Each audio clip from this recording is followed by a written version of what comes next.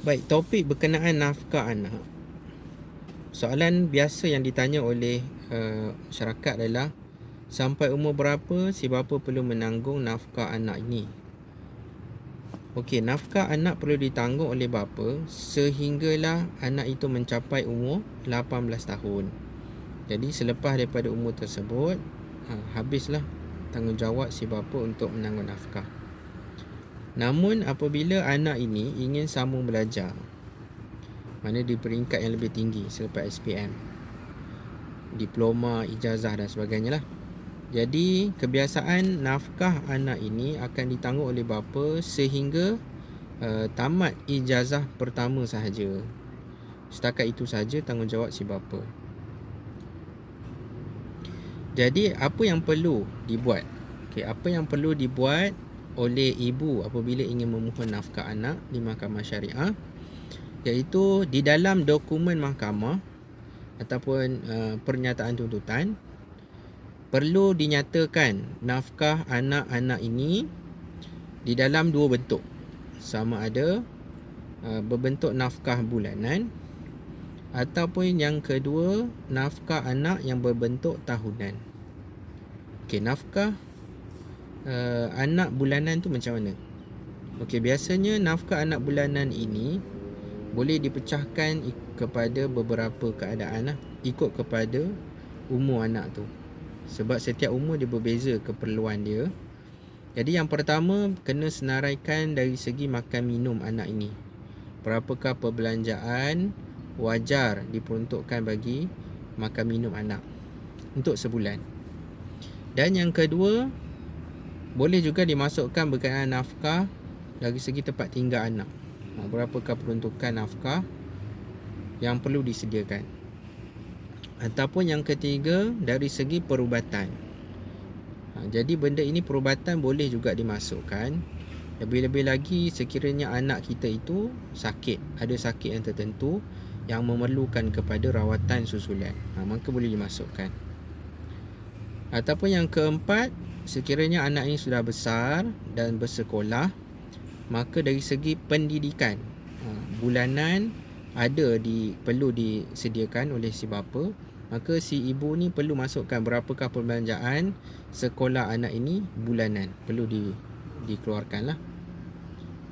Dan yang terakhir, biasanya dari segi bulanan ni pakaian boleh juga. Tapi pakaian kita tak adalah beli pakaian tiap-tiap bulan, betul tak?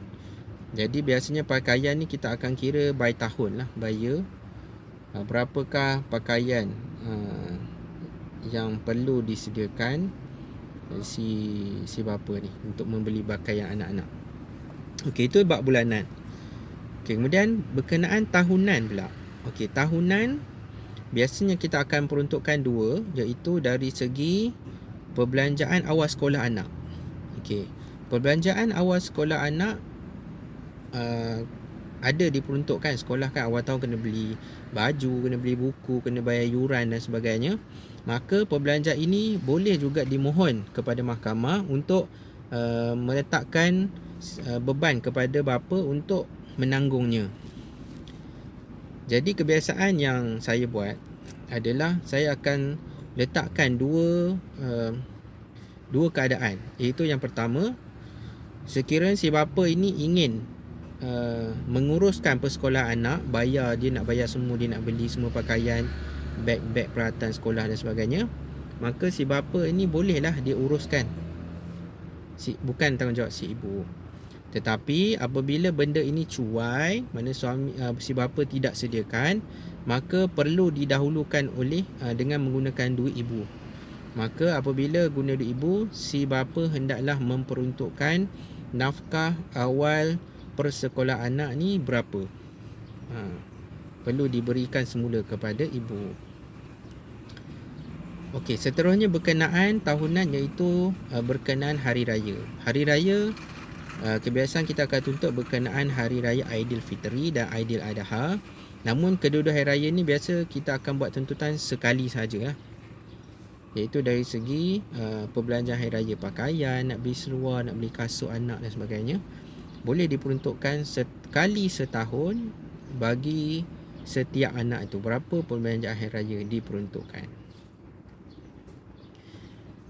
Okey, soalan yang ketiga yang biasa orang tanya adalah macam mana mahkamah nak menilai berapakah ataupun tuntutan kita minta duit tu, adakah mahkamah akan terima ataupun akan tolak ke atau macam mana? Okey, berkenaan nafkah anak, sekiranya si ibu mohon, suatu perintah wajib akan diberikan, akan dikeluarkan. Maknanya tak adalah orang failkan nafkah anak, di akhir kes dia akan ditolak. Taklah. Maknanya kes dia tetap diterima, namun kadar itu yang akan ditentukan oleh mahkamah. Contohnya, puan minta nafkah anak sebanyak RM500 untuk seorang, contoh. Jadi beban pembuktian terletak ke atas ibu ataupun orang yang memohon untuk membuktikan bahawa si bapa ini mampu untuk menanggung nafkah anak sebanyak RM500. Okey. Jadi macam mana puan nak, ataupun si ibu nak buktikan? Okey, kalau nak buktikan si ibu ni apabila kalau bercerai atau tak bercerai, si ibu perlu ambil tahu juga berkenaan pekerjaan si bapa kepada anaknya. Kerja apa, dia gaji berapa, ada simpanan ke, ada apa-apa harta yang diperoleh ke. Jadi petak ataupun saham pelaburan yang dibuat. Jadi benda-benda ini adalah membantu mahkamah untuk menentukan berapakah kadar nafkah yang sepatutnya diberikan. Jadi kalau tak ada semua ni, tak ada masalah. Mahkamah akan tetap jalan. Namun mahkamah akan bagi satu kadar yang paling minimal lah, sebab mahkamah tidak tahu bapa ni mampu ke tak mampu kan. Jadi dia akan ambil jalan yang selamat lah. Jadi kebiasaannya saya akan nasihatkan, kalau si ibu ingin tuntut nafkah anak, wajib kena ada benda-benda ni, supaya senang di mahkamah. Si ibu ni nak membuktikan yang si bapa ni mampu dan layak untuk menanggung nafkah anak ni. Okey, seterusnya berkenaan soalan keempat, iaitu boleh ke nafkah anak ini dibuat secara tolak daripada gaji si bapa? Okey, benda ini boleh dimohon di dalam mahkamah untuk membuat nafkah anak ini dibuat secara potongan gaji. Namun benda ini kita akan boleh minta sekiranya dia adalah satu yang boleh dibuat. Contohnya si bapa ni bekerja kerajaan ke, ataupun si bapa ini bekerja dalam sebuah syarikat. Jadi benda potongan gaji ni agak sukar apabila si bapa ni bekerja sendiri. Maknanya dia businessman, dia pun kadang-kadang duit bulan tu banyak, kadang-kadang bulan tu sikit. Jadi dia agak sukar untuk kita nak buat potongan gaji dan sebagainya lah, sebab dia tak ada satu pendapatan tetap. Okey, yang terakhir, soalan yang biasa orang tanya, boleh ke kalau kita nak ubah perintah nafkah anak? Okey, kita tengok anak dia semakin membesar, betul tak? Contohnya nafkah anak diperuntukkan seorang RM500 pada umur anak itu berumur 7 tahun. Okey.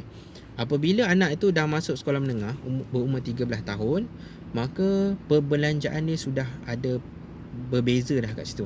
Jadi kalau ada perbezaan, si ibu boleh mohon untuk ubah perintah nafkah anak, dan nyatakanlah kenapa nak ubah dan sebagainya. Dia ubah ni tak semestinya nak menambah, kadang ada nak ubah nak mengurangkan, ataupun nak ubah tu atau nak tambah, nak kurang, ataupun nak batalkan perintah nafkah anak. Dia ada 3 keadaan. Jadi benda ni semua soalan-soalan yang biasa ditanya berkenaan nafkah ni.